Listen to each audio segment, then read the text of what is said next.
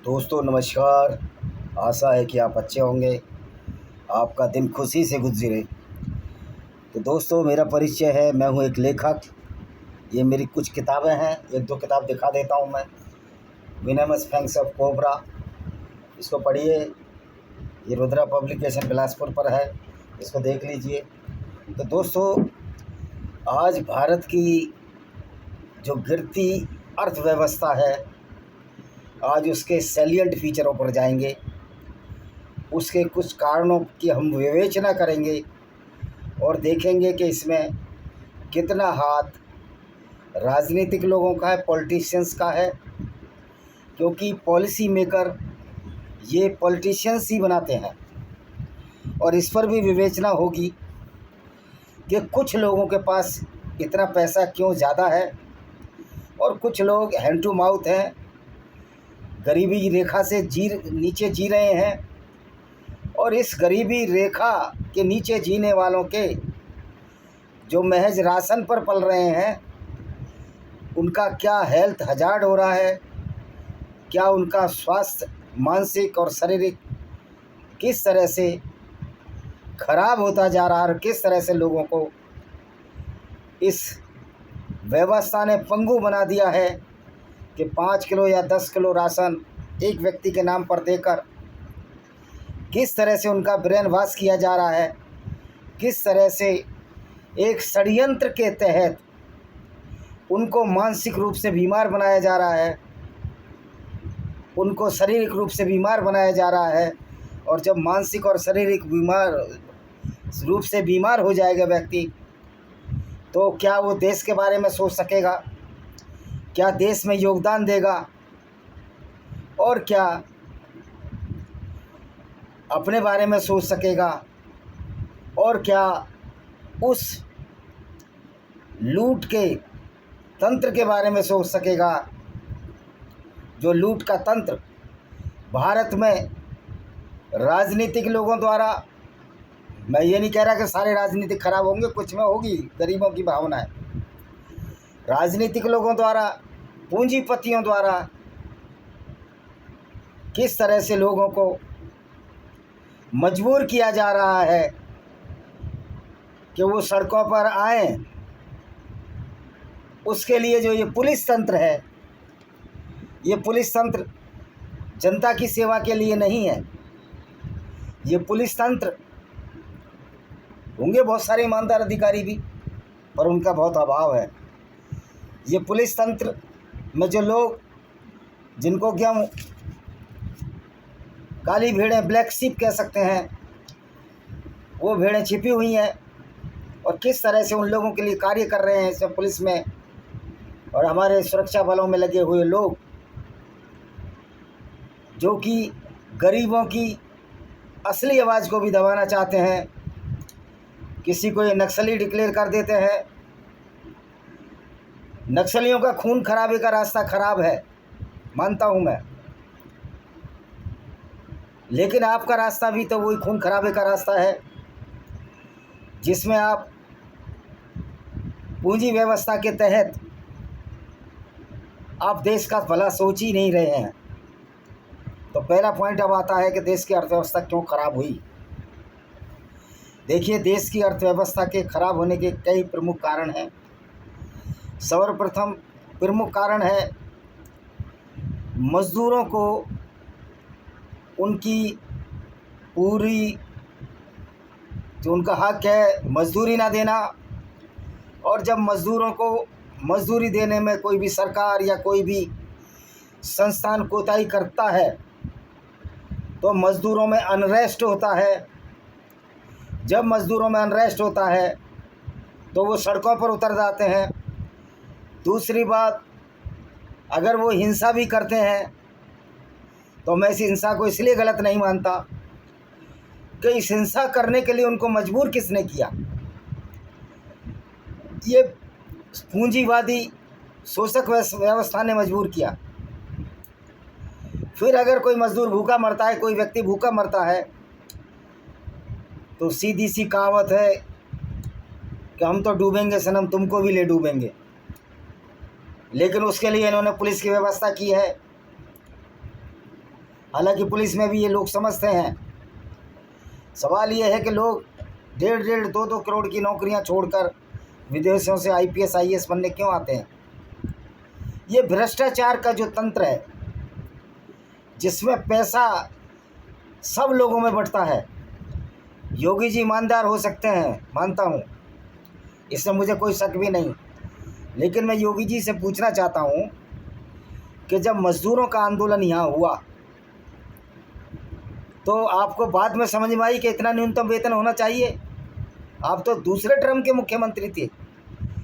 ये योगी जी और मोदी जी की बात नहीं है, ये सारे राजनेताओं की बात है। ये सारे राजनेता अपने लिए भत्ते बढ़ा लेते हैं, इनका लिविंग स्टैंडर्ड कम ना हो जाए। जब मज़दूरों का हक नहीं मिलता है, पढ़े लिखे लोगों को हक नहीं मिलता है,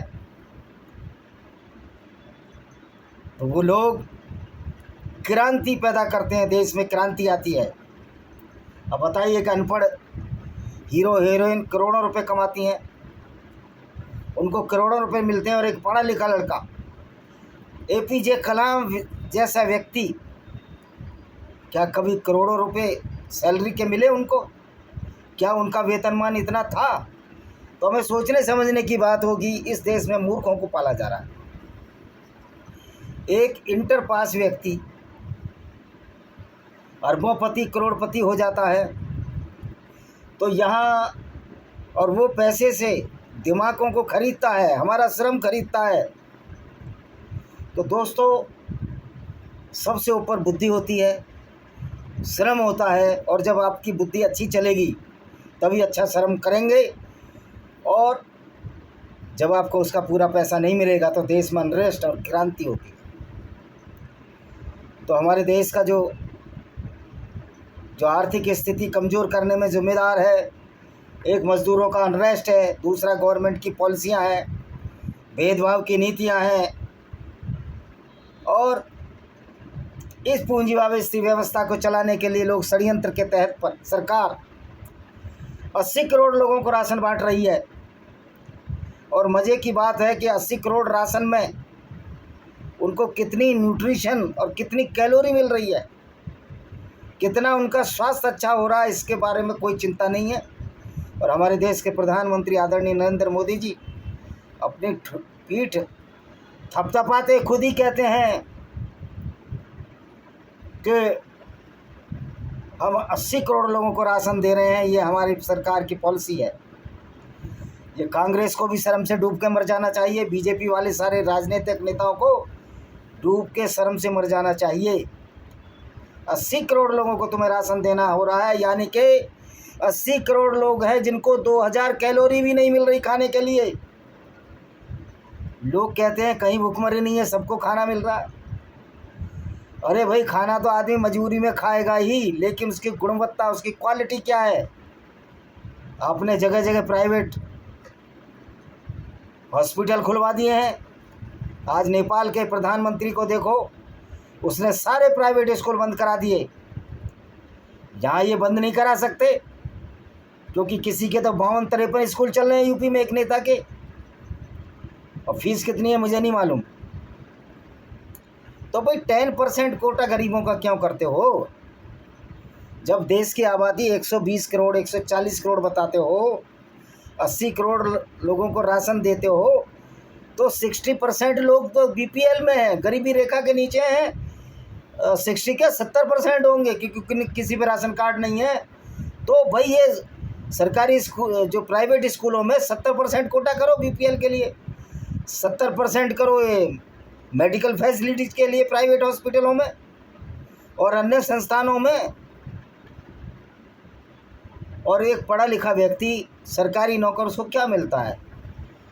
तो रिश्वत लेना और देना दोनों ही खतरनाक है, लेकिन ये व्यवस्था ही इस तरह की है। इतनी कम सैलरी पर लोग काम कर रहे हैं, ये बड़े शर्म की बात है। और मोदी जी हमारे कहते हैं कि अर्थव्यवस्था सुधर रही है। सबसे गिरी हुई अवस्था में हमारी अर्थव्यवस्था आ गई है।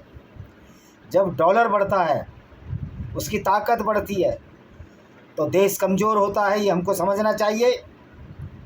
और हमारी फाइनेंस मिनिस्टर निर्मला सीतारमण, पता नहीं कैसे कैसे मूर्खों को इन्होंने मंत्री बना दिया है। वो कहता है कि डॉलर स्ट्रांग हो रहा है, रुपया कमज़ोर नहीं हो रहा, डॉलर स्ट्रांग हो रहा है, डॉलर बढ़ता जा रहा है। अरे जब डॉलर स्ट्रांग हो रहा है तभी तो रुपया कमज़ोर होता है, दोनों का आपस में संबंध है। तो वो कहते हैं ना, अंधेरे नगरी चौपट राजा, टका शेर खाजा, टका शेर भाजी, टका शेर खाजा। आप हिंदू मुस्लिम करते हो, सलमान खान के घर नितिन गडकरी जी जाते हैं, पारिवारिक संबंध है। तुम चूतिया किसको बना रहे हो? ये पब्लिक है।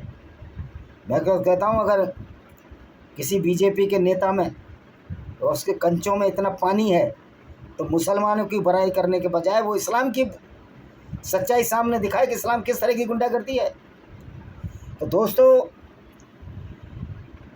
ये बीफ पार्टियों से चंदा लेने वाले बीजेपी में कांग्रेस सभी को कह रहा हूँ, ये कभी देश का भला नहीं कर सकते। इस देश का भला जब ही हो सकता है जब सड़कों पर लोग उतर कर आएँ और उनको बताएं कि 5 किलो राशन में हम गुजारा करें और तुम 860 करोड़ रुपए विदेश यात्राओं पर खर्च करो।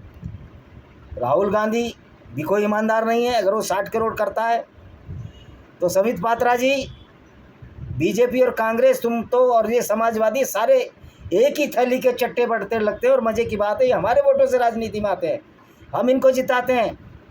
तो हम पब्लिक में इतनी ताकत तो है कि हम इनको गद्दी से भी उतारें, अगर ये बेईमानी करें तो इनका मुंह काला करके घोड़े या गधे पर घुमाएं। ये जज्बा पब्लिक में क्यों नहीं है? पब्लिक का जब हुजूम आता है तो क्रांतियां हो जाती हैं, और ये क्रांति देश हित में होगी। बेईमान और चोरों को सड़क पर निकलकर मुकाबला करना होगा। इसी के साथ हम इस वीडियो को विराम देते हैं। वंदे मातरम, जय हिंद।